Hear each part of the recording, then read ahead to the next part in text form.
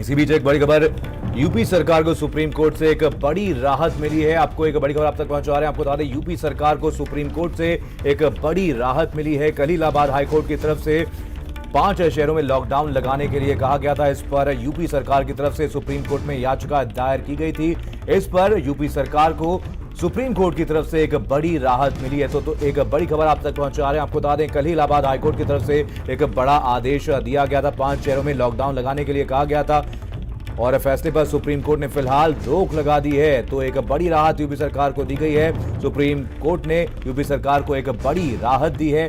High court के फैसले पर सुप्रीम कोर्ट ने रोक लगा दी है। तो फैसले पर सुप्रीम कोर्ट ने फिलहाल रोक लगा दी है। तो आपको बता दें, कल ही इलाहाबाद हाईकोर्ट की तरफ से एक बड़ा फैसला दिया गया था। कोरोना के बढ़ते संक्रमण के मद्देनजर इलाहाबाद हाईकोर्ट की तरफ से कहा गया था कि 5 शहरों में लॉकडाउन लगाया जाए, क्योंकि स्थिति लगातार आउट ऑफ कंट्रोल होती जा रही है। इसी के लिए हाईकोर्ट की तरफ से एक बड़ा फैसला सुनाया गया था और इलाहाबाद हाईकोर्ट ने कहा था कि इन 5 शहरों में लॉकडाउन लगाया जाए, जिस पर अब सुप्रीम कोर्ट की तरफ से रोक लगा दी गई है। तो आपको बता दें, इस पूरे मामले को लेकर के यूपी सरकार ने सुप्रीम कोर्ट का दरवाजा खटखटाया था। इसी को और ज्यादा जानकारी के साथ हमारे संवाददाता अवैध जुड़ गए। अवैध, पूरे मामले पर अपडेट दीजिए।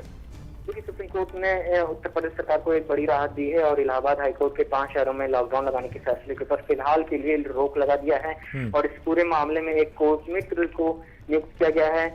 टी.एस. नरसिम्हा, जो सुप्रीम कोर्ट के सीनियर वकील है, उनको कोर्ट मित्र के तौर पर नियुक्त किया गया है और वो इस मामले में सुप्रीम कोर्ट की मदद भी करेंगे। सुप्रीम कोर्ट में आज जब सुनवाई शुरू हुई तो उस दौरान एसजी तुषार मेहता ने कहा कि जिस तरह से इलाहाबाद हाईकोर्ट ने फैसला सुनाया है वो सही नहीं है। इससे एडमिनिस्ट्रेटिव दिक्कतें भी सामने आएंगी। उत्तर प्रदेश सरकार जो है कोरोना की रोकथाम के लिए कई बड़े कदम उठाए हैं और आने वाले दिनों में कई बड़े कदम उठाने जाने भी हैं। इसलिए सुप्रीम कोर्ट को इस मामले में देखना चाहिए और इलाहाबाद हाईकोर्ट के फैसले के ऊपर रोक लगाई जानी चाहिए। तो फिलहाल सुप्रीम कोर्ट ने उत्तर प्रदेश सरकार की अपील को एक्सेप्ट करते हुए इलाहाबाद हाईकोर्ट के आदेश के ऊपर रोक लगा दी है और इस मामले में एक कोर्ट मित्र को नियुक्त किया है। अब इस मामले में अगली सुनवाई 2 हफ्ते के बाद होगी। बिल्कुल, एक बड़ा फैसला यहां पर सुनाया गया। वैसे आपसे जानना चाहेंगे, इस दौरान क्या कुछ टिप्पणी की गई है सुप्रीम कोर्ट द्वारा? क्या सुझाव दिया गया है कब तक लॉकडाउन लगाया जाए इन शहरों में, क्योंकि लगातार कोरोना का संक्रमण तेजी से यूपी में फैल रहा है?